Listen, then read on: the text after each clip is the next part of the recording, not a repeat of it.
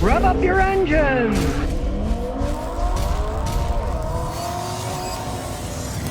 Okay, today we got a Subaru Forester. Lady wants to know, should you keep it, should you get rid of it? It has 213,000 miles on it, but she's the original owner. And as you can see, she admits she has a small space to get it in, so occasionally she got a few scrapes. You can see the mirror has been knocked off. The paint's not all that bad. Now, this vehicle was made in Japan. They are better made in Japan.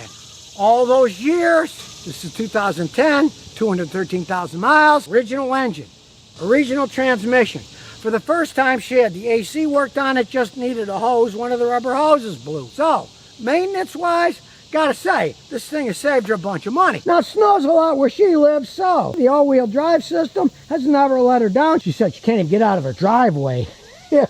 She doesn't have all-wheel drive, so... Now, you notice she's got a trailer hitch. She's got a little trailer. She only pulls like 400 pounds of stuff. That isn't going to really hurt the vehicle. Hey, she's been doing it, 213,000 miles, still has the original transmission on it.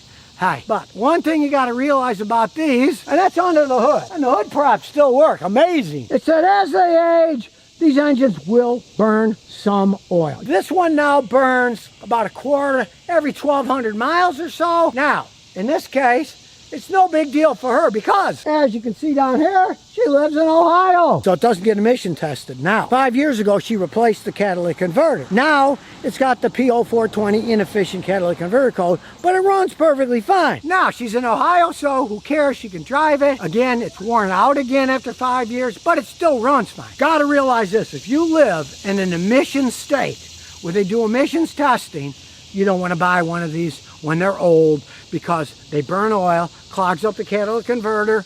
You replace the converter, it will break again from burning oil and turn a check engine light on. Now in this case, that was 5 years ago. It still runs perfectly fine, just has the check engine light on.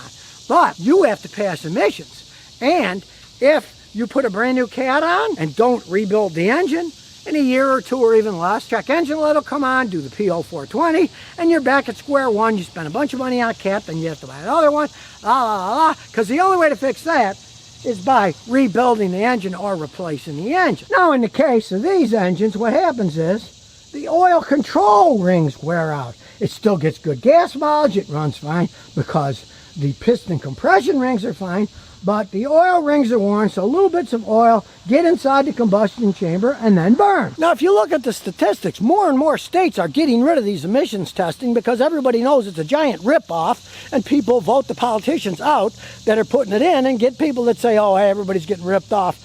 Florida did it decades ago. They tried the inspections. Everybody got ripped off. The old people voted against it and said, well, if you're going to do it, the state has to do it.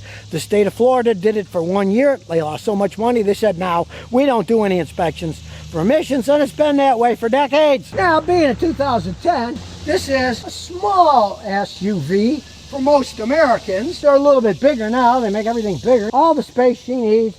She can put all the junk that she wants in this thing. Basically, look at all the space inside this thing. She's got her cooler. She's got the seats down.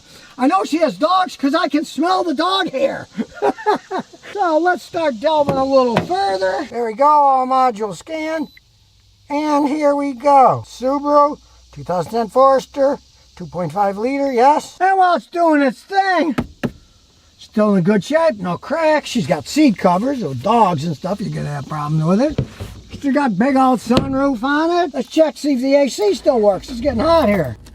Well, the AC is still blowing nice and cold. And as we can see, it's only got one trouble code, and that is the catalytic converter system has the efficiency below threshold. It runs fine. If you live in a non-emissions testing state, you can drive it all you want, but if you live in an emissions testing state, you're gonna have to spend some serious money. Put another cat in, but since it burns oil, you'd have to keep replacing them. Then you gotta decide, gee, am I gonna get rid of this car, keep spending money on it? Probably you'll get rid of the car, but in a non-emissions state, I've had people drive cars like this another 5-10 years. They're still going down the road. Push comes to shove. If the cat eventually gets clogged up with all kinds of burnt carbon, there's not enough pressure coming out of the exhaust, your engine temperature will start to get hotter. You'll only be able to go like 40 miles an hour and no faster. Then you got to replace the cat or get rid of it. Realize, though, if you get rid of it, you're breaking federal law. Now, unfortunately, this doesn't have a temperature gauge on it, but my machine works. So we'll go to live data. We'll see what the temperature is. Coolant temperature is 181.4 degrees Fahrenheit, which is totally normal for this vehicle. It's not overheating.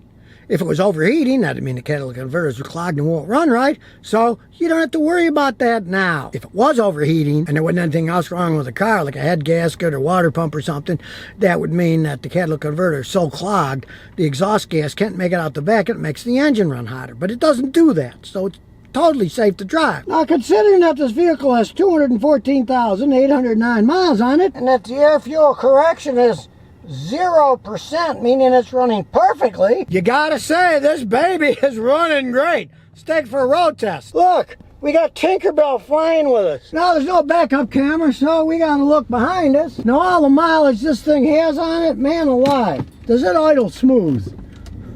It's crazy. That transmission, shifting smooth as silk. Even in Japan, they don't make them like they used to. This baby was made in Japan. Do a little downshift. Gives it a lot more pickup. These are not race cars by any stretch of the imagination, but hey, it gets you where you're going. Now I can hear a little exhaust leak.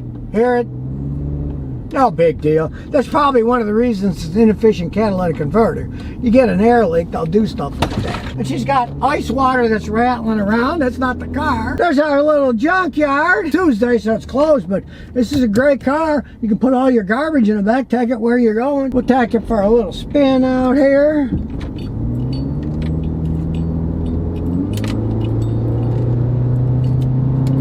Still a smooth running car. Smooth shifting car. I'd advise her to keep driving the thing, keep taking care of it like she has. After all, she bought this thing brand spanking new and it still runs like a clock. And that AC still blowing nice and cold once you got a new hose put on it. I don't hear any wheel bearing noise, transmission whining noise. This thing still runs pretty much the same it did when it came off the showroom floor. You got to give it to these Japanese. So, I got to say, I'm impressed. 213,000 miles, 14 years old. She's the original owner. She had to put a hose on the AC recently. That's pretty much it. Still original engine, original transmission. The all-wheel drive system works perfectly fine. It runs great. She's got little bashes here and there, but think about it. You buy a new car, you start getting bashes, you get mad. Oh, my new car's ruined. Not this. It's already got the bashes in it, right? The one warning I'll give anybody, if you're gonna buy one of these used, if it's got the inefficient CAT code and you live in an emission state, don't buy it.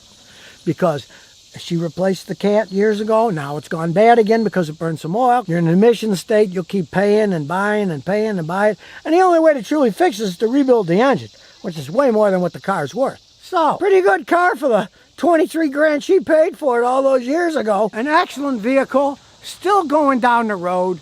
Probably got many years of service left in it. Don't waste your money buying something else if it's still running this good. Because I'll tell you the truth of the matter, they don't make them like they used to.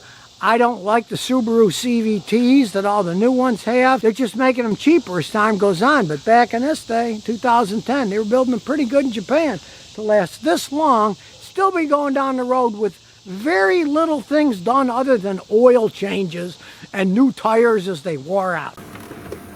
And here's some bonus questions and answers. JG1157 says, how important is Toyota branded oil? I got a 2023 Corolla. Is it important to use the Toyota branded motor oil? I live an hour and a half from a Toyota dealership, so I've been using Mobil. Is that okay? Of course it's okay. Understand one thing. Toyota doesn't make motor oil. They just buy it from a company that puts Toyota on it.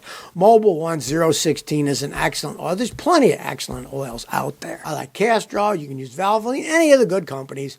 As long as it's 016, go ahead and use it. You don't have to use their branded one. Just make sure you use a high quality oil filter.